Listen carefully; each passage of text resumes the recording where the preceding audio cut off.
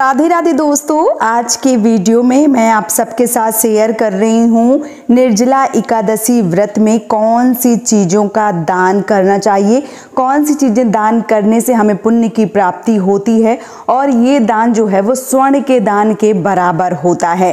क्या करना चाहिए, किस प्रकार से करना चाहिए और जो दान पुण्य है वो हमें किस टाइम पे निकालना चाहिए। आज के वीडियो में संपूर्ण चीज़ें, संपूर्ण जानकारी जो है वो इस वीडियो में आप सबको देखने को मिलेगा। तो चलिए वीडियो को शुरू कर लेते हैं और जान लेते हैं कि निर्जला एकादशी व्रत में हमें कौन कौन सी चीज़ों का दान जो है वो करना चाहिए। वैसे तो जो दान होता है, दान की कोई सीमा नहीं होती है, आप कम ज़्यादा अपने सामर्थ्य के अनुसार दान पुण्य जो है वो कर सकते हैं।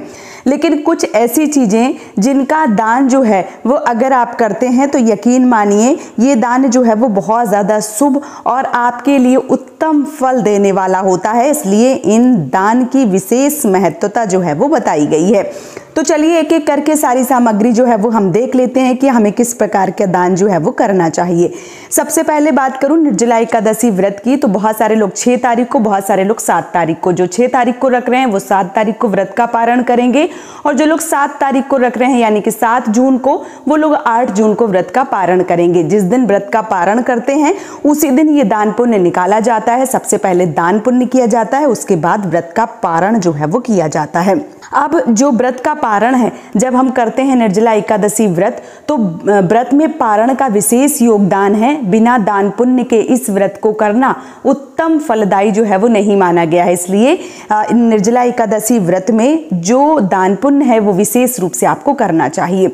अब जैसे कि मैंने बता दिया कि दान जो है वो कई प्रकार का होता है, छोटा दान, बड़ा दान, मंझला दान। जिस भी प्रकार से आपका सामर्थ्य है उस प्रकार से आपको दान पुण्य जो है वो करना चाहिए।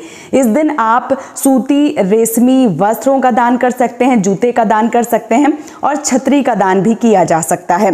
अब यहाँ पे मैं कौन कौन सी चीज़ें जो है वो दिखा रही हूँ, तो यहाँ पे मैं आपको जल का घड़ा दिखा रही हूँ। जल का घड़ा जो है वो जरूर दान करना चाहिए क्योंकि गर्मी बहुत ज़्यादा होती है और अगर जल का दान किया जाए तो ये विशेष फलों की प्राप्ति करवाता है। इसलिए आपको जल से भरा एक घड़ा, एक मटका जो है वो दान जरूर करना चाहिए। अब ये घड़ा छोटा, जैसे मैंने यहाँ पे छोटा घड़ा जो है वो लिया है, आप बड़ा भी घड़ा ले सकते हैं, कोई सुराही ले सकते हैं, या आपके यहाँ ये व्यवस्था नहीं है, घड़ा इत्यादि नहीं मिल रहे हैं, तो आप पानी की बोतलें जो हैं उनका भी दान कर सकते हैं।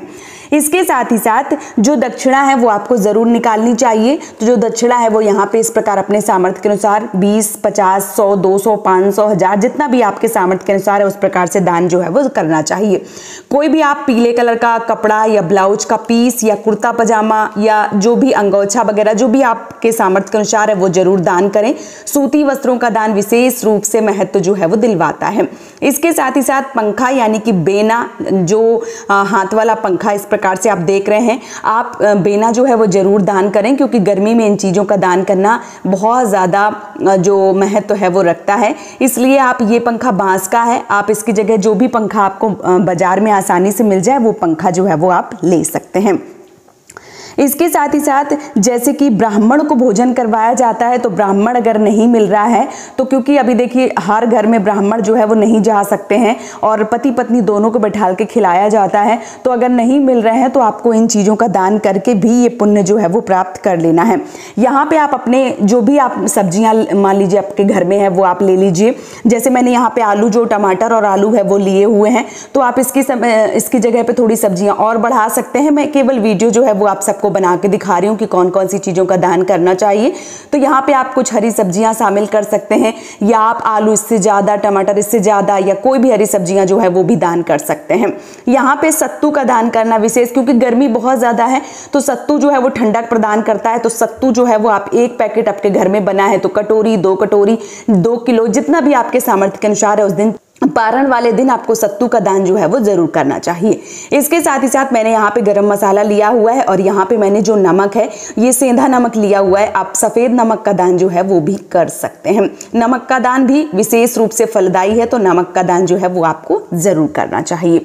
अब यहाँ पे मैं बात करूँ तो शरबत जो है वो इस दिन पिलाना विशेष रूप से महत्वपूर्ण रखता है, महत्वपूर्ण योगदान जो है वो रखता है। इसलिए आपको शरबत की चीज़ें जो है वो ज़रूर दान में देनी चाहिए। अब शरबत के लिए आपको नींबू, आप चाहें तो मान लीजिए कि बेल का जो शरबत है वो बनता है तो आप बेल जो है वो भी दान कर सकते हैं। आप पन्ना अगर दान करना चाहते हैं तो कच्ची कैरी का दान कर सकते हैं। तो यहाँ पे मैंने नींबू और चीनी जो है वो लिया है, क्योंकि नींबू और चीनी और इसके साथ ही साथ घड़ा जो है पानी का भरा हुआ, तो शरबत जो है वो मेरा बन जाएगा। तो इस प्रकार से मैंने नींबू और चीनी का यहाँ पे दान जो है वो कर रही हूँ। इसके साथ ही साथ चावल का अगर आप दान कर रहे हैं तो चावल के दान में थोड़ा सा नमक या थोड़ी सी हल्दी जो है वो मिला के जरूर दान करें। इस बात का विशेष रूप से ध्यान रखें, क्योंकि खाली चावल जो है वो दान नहीं किए जाते हैं, तो इस बात का भी आपको विशेष रूप से ध्यान रखना है। यहाँ पे चने का दान जो है, चने की जो दाल है वो यहाँ पे मैं दिखा रही हूँ आप सबको, ये स्वर्ण दान के बराबर मानी गई है। तो यहाँ पे चने की दाल का दान आपको विशेष रूप से करना है। अब आप चने की दाल कम ज्यादा या जितना आपके सामर्थ्य के अनुसार है उतनी लीजिए, लेकिन आज के दिन चने का दाल जो है वो जरूर दान कीजिए। अगर बहुत ज्यादा आपके घर में नहीं है तो चावल और दाल जो है वो मिला के एक मुट्ठी जो है वो दान कर सकते हैं। इसके साथ ही साथ सीधा यानी कि आटा का दान किया जाता है। तो आटा आप 1 किलो, 2 किलो, 5 किलो, 10 किलो जितना भी हो सके उतना ले लीजिए। मैं केवल वीडियो बना रही हूँ तो आप सबको दिखा रही हूँ। यहाँ पे आटा जो है वो मैंने लिया हुआ है। इसके साथ ही साथ आम, क्योंकि जो मौसम है वो अभी गर्मी का है और जो भी सीजन वाले फल हैं वो आ रहे हैं, उन सब चीजों का जो दान है वो आपको जरूर करना चाहिए। इसकी जगह पे, आम की जगह पे आप कोई खरबूजा, तरबूज ले सकते हैं, या आप चाहें तो खीरा इत्यादि जो है वो भी ले सकते हैं। तो ये सारी चीजें जो है वो दान पुण्य की जाती हैं निर्जला एकादशी व्रत में। तो जब आप पारण करेंगे, जब पारण का शुभ मुहूर्त होता है, मैंने पारण का शुभ मुहूर्त जो है वो भी शॉर्ट वीडियो, लॉन्ग वीडियो सब में अपने डाल रखे हैं, और संपूर्ण पूजा विधि, संपूर्ण वीडियो जो है वो अपने चैनल पे अपलोड कर रखे हैं। अगर आपने वो नहीं देखे हैं तो उन वीडियो को देखिए, ताकि उनको देखकर आपको समस्त जानकारी जो है वो प्राप्त हो सके। तो यहाँ पे जो भी चीजें मैंने ली हुई हैं, इन चीजों से आप कम ले सकते हैं, ज्यादा ले सकते हैं, और आप अपने सामर्थ्य के अनुसार अगर ये चीजें दान नहीं कर पा रहे हैं तो कुछ दक्षिणा जो है वो आपको मंदिर में जरूर दान करनी चाहिए। लेकिन कोशिश करिए कि कम से कम कुछ चीजें जो हैं उनका दान जो है वो अवश्य रूप से किया जाए। भले ही आप जूते, छतरी, या जो पंखा है, मटका है, या पानी की बोतलें हैं, जो कुछ दक्षिणा है, सत्तू है, शरबत है, जो भी चीजें आपको आसानी से मिल जाएं या जो आसानी से आप दान पुण्य कर पाएं, जो दान पुण्य आपके इधर कोई ले वो दान पुण्य जो है वो आपको जरूर करना चाहिए। बहुत सारे लोगों के मन में ये प्रश्न आएगा कि ये दान जो है वो हमें किसको देना चाहिए। तो आप किसी मंदिर में जो भी ब्राह्मण बैठते हैं, जो भी पूजा पाठ करने वाले हैं, उनको ये चीजें जो है वो दान में दे सकते हैं, क्योंकि मंदिर जो है वो हर जगह मिल जाता है बहुत ही आसानी से। तो मंदिर में ये चीजें जो है वो आप दान कर सकते हैं। अगर आप बाहर प्रदेश में रह रहे हैं और मंदिर जो है वो आपको नहीं मिल रहा है तो किसी जरूरतमंद को, क्योंकि बाहर जब हम निकलते हैं तो बहुत सारे जरूरतमंद जो है वो हमें देखने को मिल जाते हैं, तो किसी भी जरूरतमंद व्यक्ति जिसको वाकई में इन चीजों की जरूरत है, जो इन चीजों का अच्छे से प्रयोग कर सकता है, उनको ये चीजें जो है वो दान में जरूर देनी चाहिए। तो इन चीजों का दान कीजिए और निर्जला एकादशी व्रत का संपूर्ण फल जो है वो प्राप्त कर लीजिए। उम्मीद करती हूँ कि ये दान पुण्य का वीडियो आप सबको पसंद आया होगा। वीडियो अगर पसंद आया है तो आप हमें सपोर्ट कर सकते हैं, इस चैनल को सब्सक्राइब कर सकते हैं और वीडियो को लाइक कर सकते हैं। आज का ये वीडियो मैं यहीं पे समाप्त करूंगी।